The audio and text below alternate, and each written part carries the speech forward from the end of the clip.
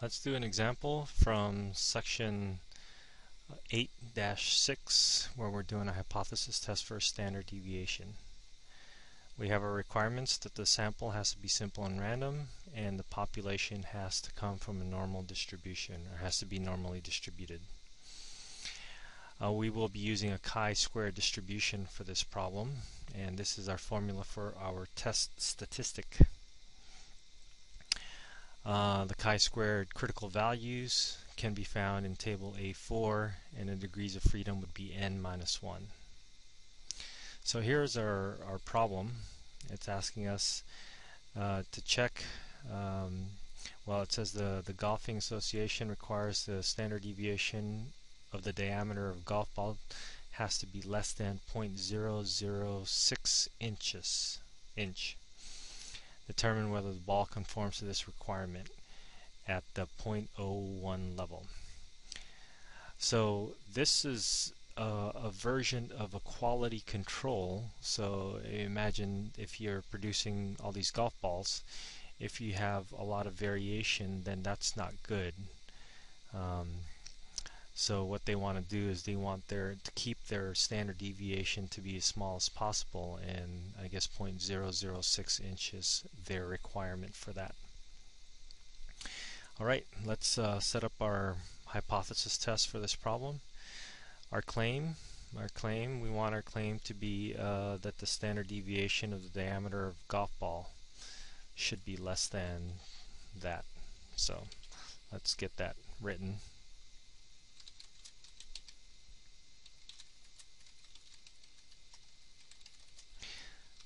Then enter.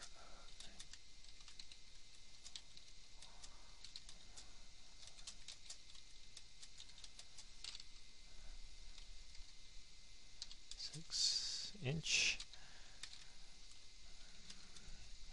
and we want to write that in symbols. So the standard deviation, we use sigma for that, less than, and then that number. So let me jump ahead, and because this is a strictly less than sign, this is going to go into our alternative hypothesis. So sigma less than 0.006 inch. And so what we can do is, for our null hypothesis, we can say equal to, or we can say greater than or equal to. Depends on how we want to set it up. So let's use equal to for this case. And so this is our statement, and let's just put a little note for ourselves that this alternative hypothesis is our claim. Next thing we're looking for is the significance level, 0.01. Now we are interested in using this test statistic, but we have data given to us. So what we're going to do is we're going to need to punch all that information in our calculator and then compute what we need. And in this case, we don't need x bar, if you notice, but we do need s. Sigma is 0.006. That's the null hypothesis that we're going to use, and our sample size n is going to be whatever our sample size is. So let's do that information is already typed up. Let's do a quick one var stats on L1, and then we're going to make a note that our standard deviation, and remember to use Sx, not sigma, standard deviation is 0.00287. The more decimal places, the better. Our sample size is 12. So now we're all set, and given that our sample size is 12, we should also make a note that our degrees of freedom would be 12 minus 1.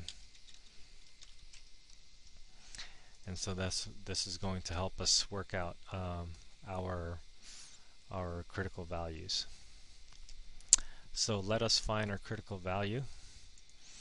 For our critical value, we need to use the table A4. But let's first begin marking this up because we're going to get some information here. This is going to be a one-tail test to the left, and then we're going to have an area here of alpha, which is 0.01. Now the chi-square distribution is going to want us to look at the area to the right of the critical value. So if this is 0.01, then the area to the right of the critical value is 0.99. With the degrees of freedom of 11,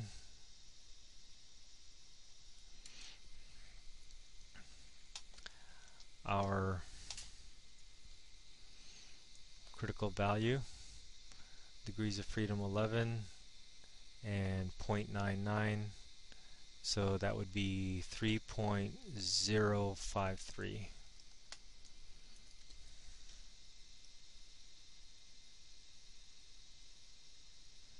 This is our critical value. Now we have our critical value, but we still want our chi-square.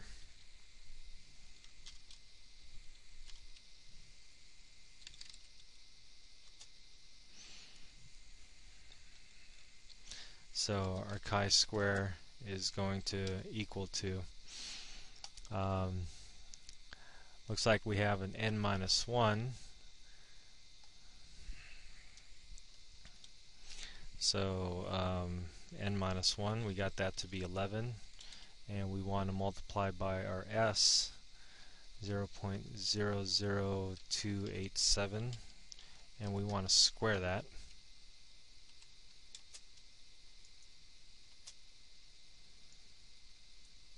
And then we want to divide by, whoops,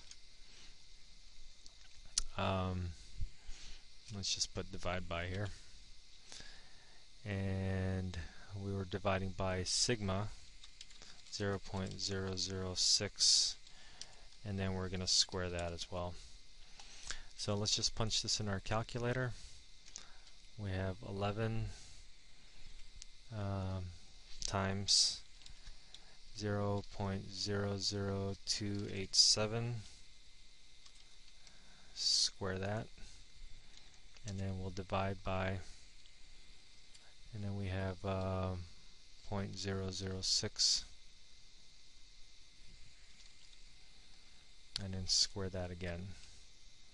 So we got 2.51 for our critical value, or for our test statistic. 2.516, let's call it 517. Now 2.517 falls in the critical region. So what we can say is since our chi-square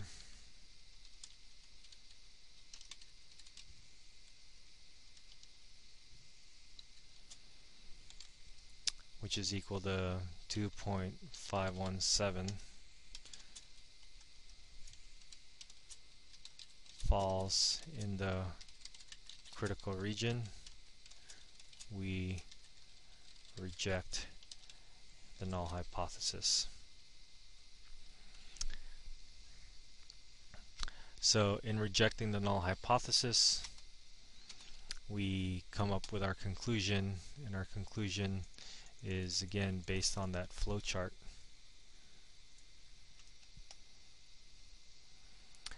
Did our original claim contain a condition of equality? The answer is no.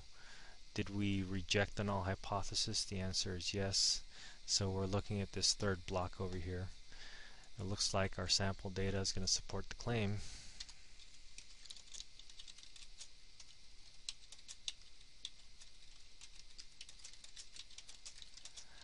and the claim that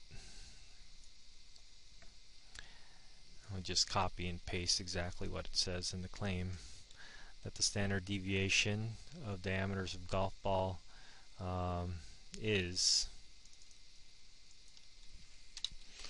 less than 0.006 inches. So it looks like we have a good batch of golf balls, and our quality control was checked out, and it looks like we're good to go. So let's see what kind of question they have in the homework. Did the golf balls meet the requirement? So it looks like yes, it met the requirement. Our test statistic was in the critical region that made us reject the claim, but the claim was the opposite of the alternative hypothesis. So let's choose D, yes, because the test statistic is in the critical region. Okay, so that looks good.